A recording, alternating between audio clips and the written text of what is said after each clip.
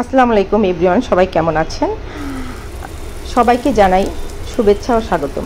আজকে আপনাদের সাথে তৈরি করে দেখাবো জলপাইয়ের ঝাল মিষ্টি টক আচারের রেসিপি, সাথে থাকছে আচার সম্পর্কিত টিপস। আমি আচার নিয়ে কাজ করছি অনেক বছর। আমি আন্তর্জাতিকভাবে পুরস্কারও পেয়েছি। আমার আচার দেশের পরিধি পেরিয়ে বিদেশে রপ্তানি হয়। এবার আসুন আচারের রেসিপি নিয়ে কথা বলি। এখানে আমি জলপাই নিয়েছি 6 কেজি। গরম পানিতে ফুটিয়ে জলপাইটা ঠান্ডা করে নিয়ে চটকে নিয়েছি। এখানে আমি ইনগ্রিডিয়েন্টসগুলো অল্প অল্প করে দেখিয়েছি দেখা সুবিধার জন্য। আমি কিন্তু পরিমাণে অনেক বেশি দিয়েছি যেহেতু আচার অনেক। এখানে আমি তেল নিয়েছি 1.5 লিটার, রসুন নিয়েছি 1/2 কেজি। আপনারা চাইলে বেশি নিতে পারেন। আমি কয়েকটি শুকনো মরিচ দিয়েছি সৌন্দর্যের জন্য।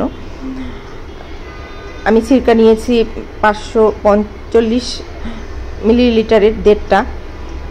আমি পাঁচফোড়ন হালকা ভেজে গুঁড়া করে নিয়েছি 100 গ্রাম। পাঁচফোড়নটা দিয়েছি। শুকনো মরিচও ভেজে গুঁড়া করে নিয়েছি, সেটা দিয়েছি 100 গ্রাম। তারপরে আমি সরিষাটা বেটে সিরকা দিয়ে বেটে 100 গ্রাম সরিষা বেটে নিয়েছি। সিরকা দিয়ে পানি না লাগালো ভালো। এখানে আমি চিনি নিয়েছি 1.5 কেজি। আপনারা চাইলে চিনি কম বেশি নিতে পারেন। এখানে বলে রাখি যে আমি ডায়াবেটিসের রোগীদের জন্য আচার করে থাকি।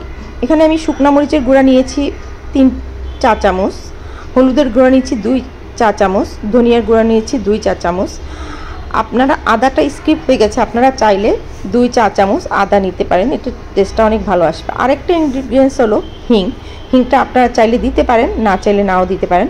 হিংটা দিলে আচারের টেস্ট একটু অন্যরকম আসে, খুবই ভালো আসে হিংটা, এবং হজমেও অনেকটা সাহায্য করে। যেহেতু আমি এটা রোদে দিব না আচার, তাই আমি চুলায় 1 ঘন্টা ধরে আচারটা জাল করে নিয়েছি। কম লোয়ে আস্তে আস্তে করে 1 ঘন্টা আমি জাল করে নিয়েছি আচারটা। এভাবে নেড়ে চেড়ে আস্তে আস্তে করে আপনারা জাল করে নেবেন। যখন দেখবেন যে পানিটা শুকিয়ে গেছে, পানির পরিমাণটা নাই, তখন আচারটা নামাতে হবে। এখানে পানির পরিমাণটা যদি থাকে তাহলে আচারে ফাঙ্গাস পড়ার সম্ভাবনা থাকে, তাই যতটা পারেন চুলাতেই পানিটা শুকিয়ে ফেলার চেষ্টা করবেন।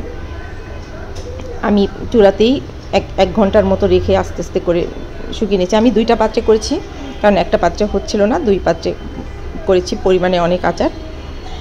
এখানে আমি বলে রাখি যে প্রিজারভেটিভ আপনারা চাইলে ব্যবহার করতে পারেন। আমি এটা দেশের ভিতরে ডেলিভারি দিব দেখে আমি প্রিজারভেটিভ ব্যবহার করিনি। আমি যখন দেশের বাইরে বেশি পরিমাণের আচার পাঠাই তখন প্রিজারভেটিভ ব্যবহার করি। এটা বিএসটি অনুমোদন আছে যে 5 কেজিতে 10 গ্রাম মানে হাফ চা চামচেরও কম প্রিজারভেটিভ আপনারা ব্যবহার করতে পারেন। এতে আচার অনেক দিন ভালো থাকে। এই তো আমার আচার হয়ে গেছে। আমি আচারটা সাথে সাথেই জারে ঢেলে ফেলি, একটু ঠান্ডা হলেই ঢেলে ফেলি, কারণ আচার যত বাইরে থাকবে ব্যাকটেরিয়া তত দ্রুত আচারের ভিতর ঢুকে পড়ে। তাই যত তাড়াতাড়ি সম্ভব আপনারা আচারটা জারে ঢেলে ফেলবেন, এতে আচার অনেক ভালো থাকে এবং আচারের ভিতরে ফাঙ্গাস পড়ার সম্ভাবনা। আর একটা বিষয়, আচার যখন বয়মে ঢালবেন আচারে যেন কোনো রকম ফাঁকা না থাকে, মানে স্পেস না থাকে, পুরাটাই জানি ভরা থাকে। স্পেসে থাকলে আচারে ফাঙ্গাস পড়ে থাকে। এই তো আমার আচার তৈরি হয়ে গেল। কার কীরকম লেগেছে যদি ভালো লেগে থাকে কমেন্ট করে জানাবেন। আমি ডিসক্রিপশন বক্সে আমার পেজ লিঙ্ক দিয়ে দিব, পেজে গিয়ে সবাই একটু পেজটা ভিজিট করে আসবেন। আর যদি আপনাদের ভালো লেগে থাকে তাহলে আমাকে কমেন্ট করে জানাবেন, পাশে থাকবেন। কার কীরকম লেগেছে কমেন্ট করে জানালে খুশি হব। ধন্যবাদ সবাইকে।